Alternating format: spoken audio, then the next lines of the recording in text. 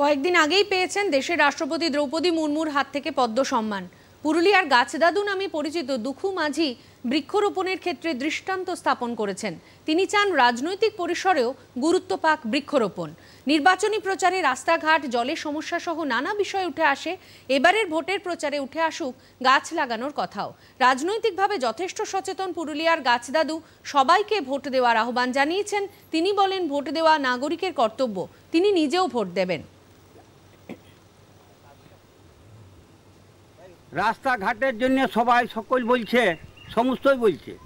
ওরা বলছে যে ঘাট রাস্তাঘাট বলছে, কেউ গাছের নিয়ে কোনো বলে নাই।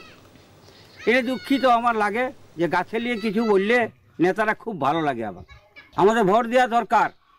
সবাই গণতন্ত্রে আমরা ভোট দিয়ে আমরা সরকার গঠন করব। সরকার গঠন করা আমাদের কর্তব্য করব।